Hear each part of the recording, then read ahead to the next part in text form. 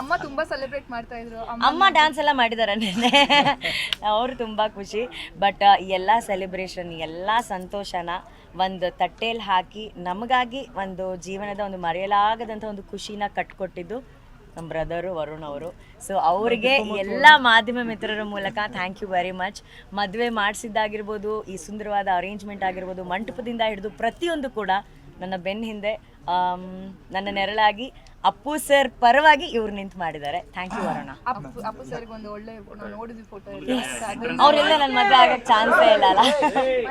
So ಹಾಗಾಗಿ ಅವರ ಇರುವಿಕೆಯಲ್ಲೇ ನಮ್ಮ ಮದುವೆ ನಡೀತು. ಆ್ಯಂಡ್ ಎಲ್ಲಕ್ಕಿಂತ ಹೆಚ್ಚಾಗಿ ಇವತ್ತು ನಮಗೆ ಬಂದು ಬ್ಲೆಸ್ ಮಾಡಿದಂತಹ ಶಿವಣ್ಣ, ಗೀತಕ್ಕ ಅವ್ರಿಗೆ ನಾವು ಯಾವಾಗಲೂ ಚಿರಋಣಿ ಆಗಿರ್ತೀವಿ. ಜಗ್ಗೇಶ್ ಸರ್ ಆಗಿರ್ಬೋದು, ಅಥವಾ ನಮ್ಮ ಪ್ರೇಮ ಮ್ಯಾಮ್ ಆಗಿರ್ಬೋದು, ತರುಣ್ ಸುಧೀರ್ ಅವರಾಗಿರ್ಬೋದು, ತಾರಾ ಅಮ್ಮ ಆಗಿರ್ಬೋದು, ಅನು, ರಘು ಮುಖರ್ಜಿ, ನಿಶ್ವಿಕಾ ಎಲ್ಲ, ಅಂದರೆ V P sir, Hamsalekha sir, Arjun sir, ಇವರೆಲ್ಲರಿಗೂ ಧನ್ಯವಾದಗಳು. ಅವರೆಲ್ಲರೂ ತುಂಬ ಬ್ಯುಸಿ ಇದ್ದಾರೆ. ಆ ಬ್ಯುಸಿ ಸ್ಕೆಡ್ಯೂಲಲ್ಲೂ ಕೂಡ ನಮಗೆ ಬಂದು ಬ್ಲೆಸ್ ಮಾಡಿದ್ದಾರೆ. ನನ್ನ ಖುಷಿನ ತನ್ನ ಖುಷಿ ಅಂತ ಸೆಲೆಬ್ರೇಟ್ ಮಾಡ್ತಿದ್ದಾರೆ ರಾಜ್ ಬಿ ಶೆಟ್ಟಿ ಅವರು. ಅವ್ರು ಇನ್ನೂ ಒಳಗಡೆನೇ ಇದ್ದಾರೆ, ಅವ್ರು ಬ್ಯುಸಿ ಇದ್ದಾರೆ ನನ್ನ ಮದುವೆ ಕೆಲಸದಲ್ಲಿ.